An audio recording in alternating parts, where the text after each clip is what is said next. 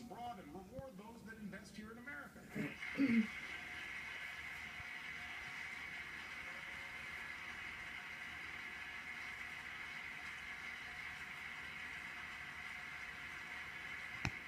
Let's use those savings to rebuild our infrastructure and to make it more attractive for companies to bring jobs home.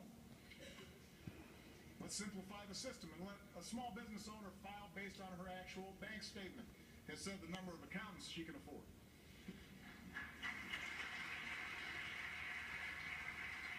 And let's close the loopholes that lead to inequality by allowing the top 1% to avoid paying taxes on their accumulated wealth. We can use that money to help more families pay for child care and send their kids to college. We need a tax code that truly helps working Americans trying to get a leg up in the new economy, and we can achieve that together.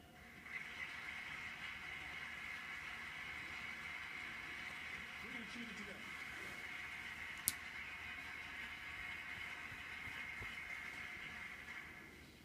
Helping hardworking families make ends meet.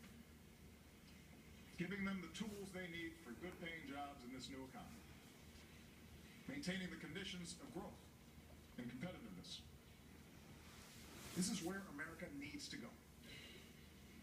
I believe it's where the American people want to go. It'll make our economy stronger a year from now, 15 years from now, and deep into the century ahead. Of course, if there's one thing this new century has taught us, is that we cannot separate our work here at home from challenges beyond our shores. My first duty as Commander-in-Chief is to defend the United States of America. In doing so, the question is not whether America leads in the world, but how. When we make rash decisions, reacting to the headlines instead of using our heads, when the first response to a challenge is to send in our military, then we risk getting drawn into unnecessary conflicts and neglect the broader strategy we need for a safer, more prosperous world. That's what our enemies want us to do. I believe in a smarter kind of American leadership. We lead best when we combine military power with strong diplomacy, when we leverage our power with coalition building, when we don't let our fears blind us to the opportunities that this new century presents. That's exactly what we're doing right now. And around the globe, it is making a difference. First, we stand united with people around the world who've been targeted by terrorists, from a school in Pakistan to the streets of Paris. We will continue to hunt down terrorists and dismantle their networks, and we reserve the right to act unilaterally, as we have done relentlessly since I took office, to take out terrorists who pose a direct threat to us and our allies.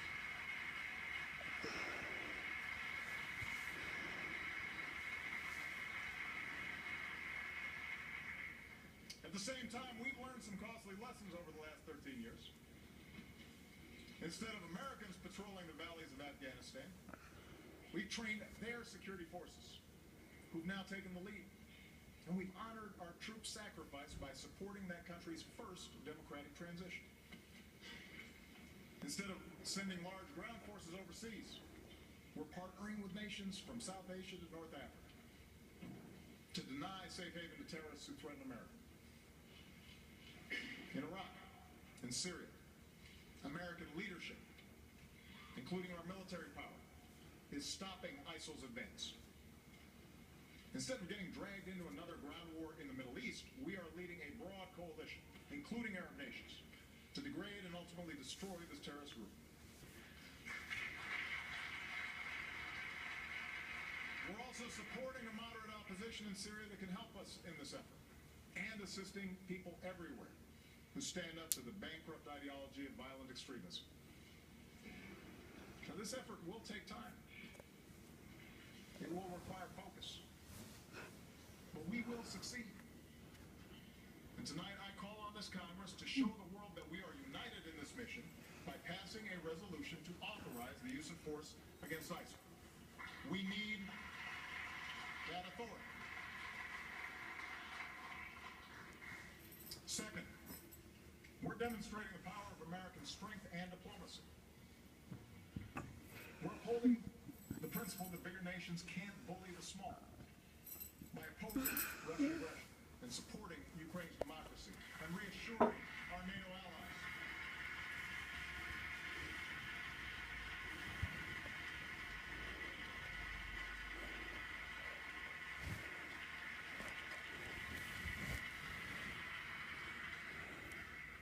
Last year, as we were doing the hard work of imposing sanctions along with our allies, and as we were reinforcing